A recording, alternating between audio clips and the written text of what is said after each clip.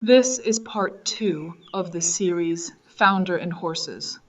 In this video, we'll first take a closer look at what's happening inside the hoof during laminitis. Understanding these internal changes will give us the foundation we need to know how to trim a hoof that is already in a foundered state. This video is personal to me. I went through this with my own horse, and I know how hard it can be. That's why I want to share what I've learned, in the hope it might help someone else too. If you find my videos helpful, don't forget to like and subscribe. It really supports the channel. Did you miss the first part, where we cover the causes and symptoms of founder? Just click the link to catch up. Before we dive into what a foundered hoof looks like, it's important to first understand what a normal, healthy horse hoof shape should look like. A healthy hoof wall should be strong, smooth, and free of any visible distortion. The vertical lines or natural growth texture of the hoof wall should run straight from the coronet band down to the ground. The faint horizontal lines should be parallel and evenly spaced. Any deviation can signal changes in health, stress, or diet. The toe should not be overly long, and the heels should not be excessively high or contracted. If we now compare the outside of a healthy hoof to that of a foundered hoof, we'll notice significant structural differences caused by the disease. In a foundered hoof, we clearly see deep growth rings. The horizontal lines, which are normally very faint and parallel, become highly visible and wavy. This distortion indicates abnormal hoof growth caused by internal inflammation and pressure within the hoof capsule. In this picture, you can see that the horizontal growth rings are no longer parallel. At the front of the hoof wall, they are closer together, while towards the heel, they spread further apart. This pattern is typical of a foundered hoof. Why? Because a horse, like in the left picture, can develop parallel growth rings from a sudden dietary change without actually suffering from founder. In true founder, however, the structural integrity of the hoof capsule is compromised, and the heels often grow faster than the toe. This imbalance causes the rings to appear wavy and distorted instead of parallel. Now that we've looked at the external hoof, let's take a closer look at the internal structures to fully understand the impact of this disease. In a horse hoof, we see the P1, P2, and P3. The three phalanges of the horse's lower limb, similar to the bones in your own fingers. The P3, also called the coffin bone, is the lowest of the three and sits within the hoof capsule. In a healthy hoof, the laminae form a thin, tight layer that holds the coffin bone firmly to the hoof wall, like natural glue. They're not stretched or weakened, but provide strong, stable support. Because the P3 and the hoof wall are securely connected by the laminae, the hoof wall and P3 remain perfectly parallel to each other. In a healthy hoof, the P3 is almost parallel to the ground. This is what a healthy hoof looks like on an X-ray. This X-ray shows a healthy hoof with the P3 parallel to the hoof wall and the other phalanges aligned in a straight line. Now that we've seen the inner anatomy of a healthy hoof, let's take a closer look at a foundered hoof. In the early stages of laminitis, if not treated quickly, the coffin bone, P3, begins to rotate within the hoof capsule. Why does this happen? This happens because the laminae, the tissue that normally holds the bone tightly to the hoof wall, becomes inflamed and weak. It can no longer support the bone. At the same time, the deep digital flexor tendon, blue in this picture, keeps pulling on the bottom of the bone. Without strong laminae to hold the P3 in place, the P3 starts to move. It sinks inside the hoof capsule. In the later stages of laminitis, once founder has set in, we no longer refer to it as acute laminitis, but rather chronic laminitis, also known as founder. This is the stage where the coffin bone has rotated and irreversible internal damage has occurred. Even with the right aftercare, you can impressively improve your horse's comfort to the point where you almost don't notice it anymore, but the internal damage remains permanent. One of the most typical signs of this condition is the wedge-shaped hoof wall, where there is a noticeable dip in the hoof wall. A part of the hoof wall beneath the coronet band will continue to grow parallel to the coffin bone. Blue line in the picture. However, as the hoof wall grows downwards and the laminae are stretched and no longer provide support, the hoof wall begins to separate from the coffin bone, growing at an angle and no longer remaining parallel. Green line in the picture. If we now compare the X-ray of a healthy hoof to that of a foundered hoof, we can see that the coffin bone has rotated in the right image. If we draw one line along the hoof wall and another along the P3, it becomes clear that in a healthy hoof they remain parallel. In a foundered hoof, however, the lines eventually cross. The severity of the rotation is determined by measuring the angle at which these lines intersect. Rotation up to 5 degrees is generally considered mild, between 5 and 10 degrees is moderate, and more than 10 degrees is severe. However, each case is unique and should always be evaluated in consultation with a veterinarian. In incorrectly treated founder, the coffin bone may change shape over time due to constant pressure on the tip of the P3 while remaining in a rotated position. This is an important aspect to keep in mind when we later talk about trimming a foundered horse. Remember that when P3 rotates into an abnormal position, the tip of the bone points downward. This puts significant pressure on the sole beneath it, often reducing its natural concavity, depending on the severity of the rotation or sinking. At the same time, because the tip of P3 is pointing down, the back of the bone tilts upward, reducing pressure in the heel region. As a result, the heels may grow faster due to the lack of wear or compression. Let's now take a look at the hoof bottom. Let's compare a healthy hoof with a hoof showing signs of laminitis. The hoof on the left is sound and healthy. The one on the right shows clear signs of laminitis. Before we dive in, let's identify the main parts of the hoof. In both hoofs, we can see the hoof wall, the white line that is more yellowy than white. The laminae in the left hoof, which is sound. The laminae are barely visible. They measure only about 1 to 3 millimeters, or 0.04 to 0.12 inches. In the right hoof example, you can clearly see the stretched laminae, a sign that the coffin bone, P3, has rotated within the hoof capsule. When we discussed what happens inside the hoof during laminitis, we saw that the laminae become inflamed and weakened, which causes them to stretch. This is no longer the acute phase where damage might still be prevented. Here, the damage has already occurred. The sole. In a healthy hoof, the sole is naturally concave, meaning it curves slightly upward. This concavity helps absorb shock and protects the internal structures of the hoof. However, in a founded hoof, several things change. A laminae weaken and stretch, allowing the coffin bone, P3, to rotate or sink downward inside the hoof capsule. As a result of the rotation or sinking of the P3, the sole loses its natural concavity. Instead of being slightly hollow, it becomes flat or even convex, bulging outward. This bulging is called sole prolapse. It happens because P3 pushes down on the sole from the inside. The pressure from the bone can lead to bruising of the sole, which sometimes causes reddish or blood-tinged discoloration in the zone above the frog. Sole growth may also become abnormal due to inflammation and reduced blood flow, which affects the health and thickness of the sole. Due to these ongoing damages and the constant pressure of the P3, these hooves are often prone to recurrent abscesses. So the sole in a foundered hoof is not just visually different, it is also more vulnerable, more painful, and at higher risk for complications. Let's talk about the frog, often referred to as the heart of the hoof. And for good reason. It plays a key role in shock absorption, blood circulation, and overall hoof health. Every time the horse takes a step, the frog compresses, helping to push blood back up the leg, supporting proper circulation in the lower limb. But in a foundered hoof, this mechanism gets disrupted.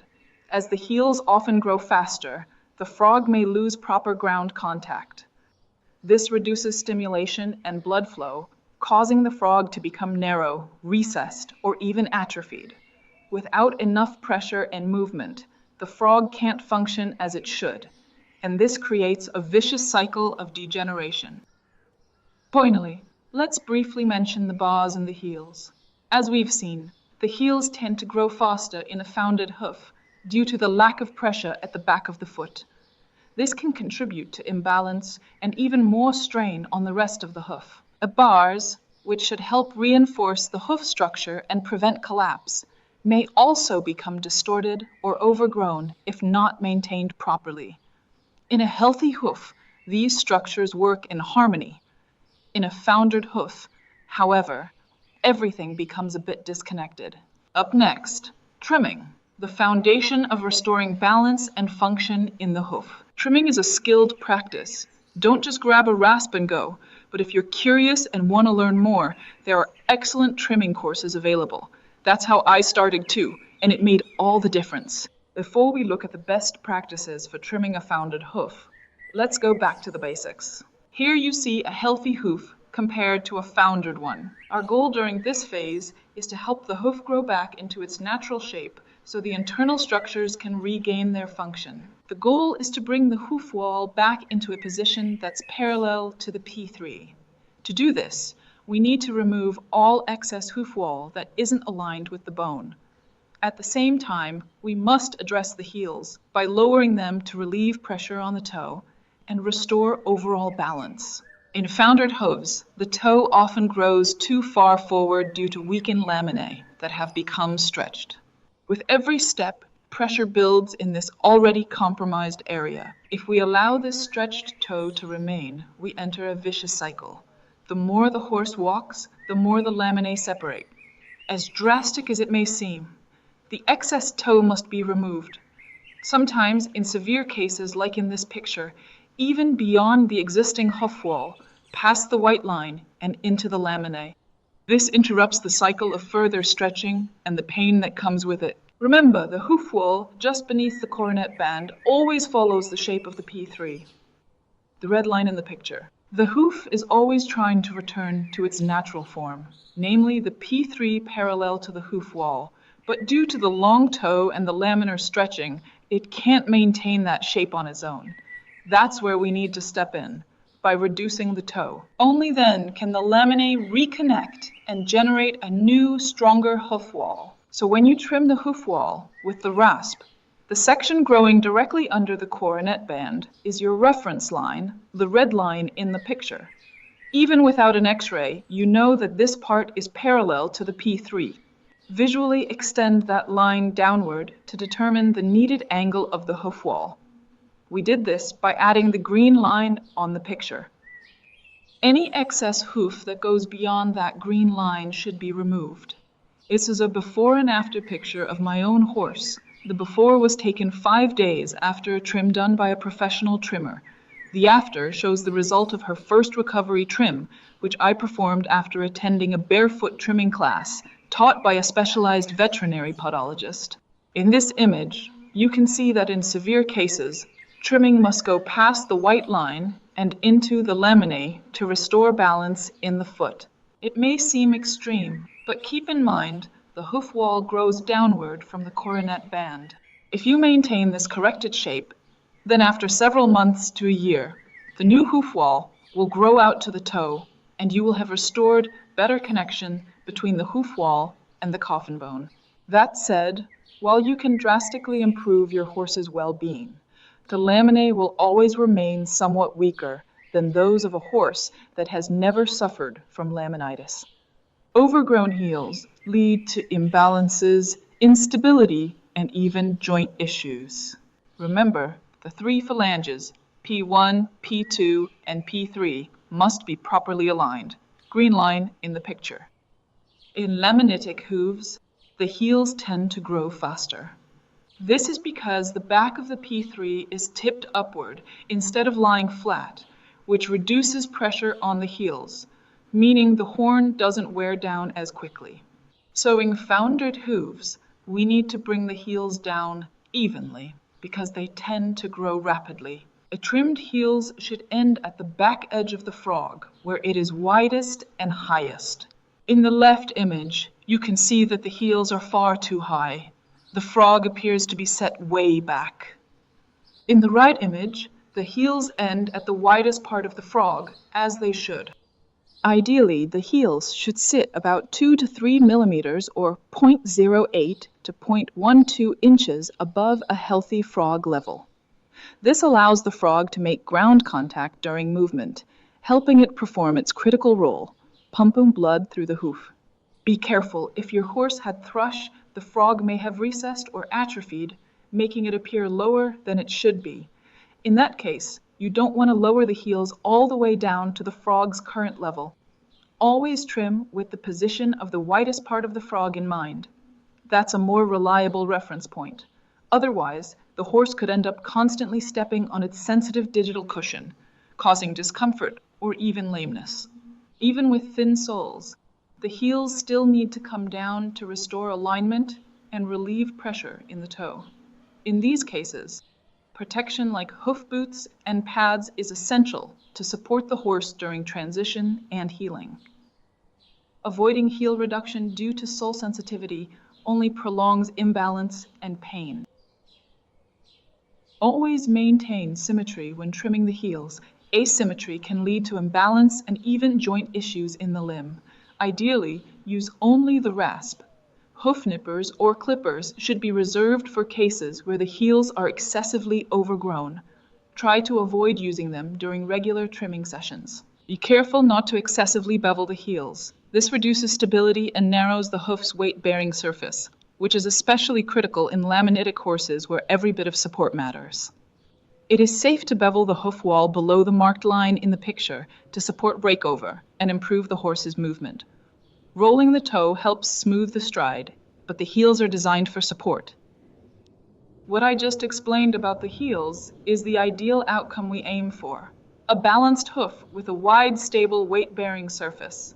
However, in cases where the horse has been out of balance for a long time, it's often better to transition gradually.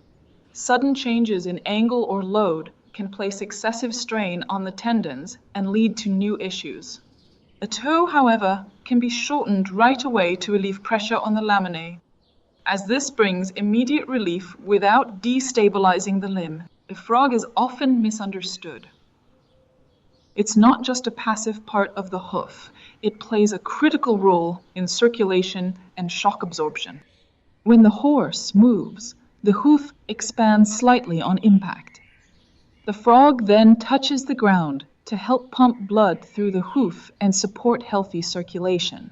This expansion also helps absorb shock, reducing strain on the joints and tendons. For this mechanism to work, all parts of the hoof must function together in a well-balanced way. That's why correct trimming is so important.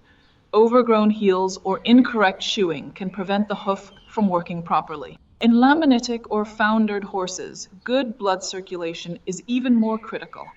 Inflammation from laminitis can cause swelling and restrict blood flow in the hoof. In some cases, the blood vessels themselves may narrow or become compromised, which leads to further tissue damage.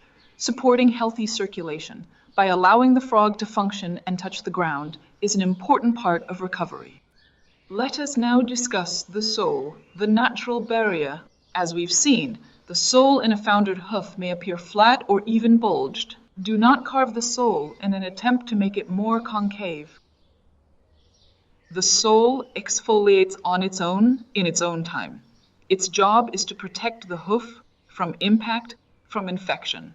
In foundered horses, the sole beneath the tip of the coffin bone can become dangerously thin. These horses need every bit of sole they have. When you look at this X-ray of a healthy hoof, you'll notice a clean, even gray area beneath the bone. That's the sole. It's thick, strong, and forms a natural buffer. But in the X-ray of a foundered hoof, the sole looks irregular, patchy, even darker in places. This shows that the sole is thinner, weaker, or even breaking down. If you thin it down in a foundered hoof, you risk causing more pain, abscesses, and even more long-term damage. In laminitic horses, it's not uncommon to see a double sole, an old sole layer that remains in place while a new one forms underneath. It's a known part of the recovery process and should be handled with care to avoid exposing the new sole too soon. Now we've seen all the parts that need extra attention when trimming a horse, we can better understand how each trim impacts the hoof's function and ultimately our horse's overall health. As I told you, I speak from experience. My horse has Cushing's disease, which caused unexpected laminitic flare-ups, despite my constant attention to her well-being. Sadly, at that time, I wasn't yet fully informed about the disease or the mechanics of the hoof. Today, I truly believe in surrounding yourself with knowledgeable professionals, but also in empowering yourself by gaining your own understanding. It's not about replacing experts. It's about being able to ask the right questions, understand the underlying mechanisms to better provide for your horse's needs. Since my internship with a vet, I'm happy to say my mare is doing much better. She can walk, trot and canter without pain, even without boots. This was not possible anymore. We're not at the end of the road.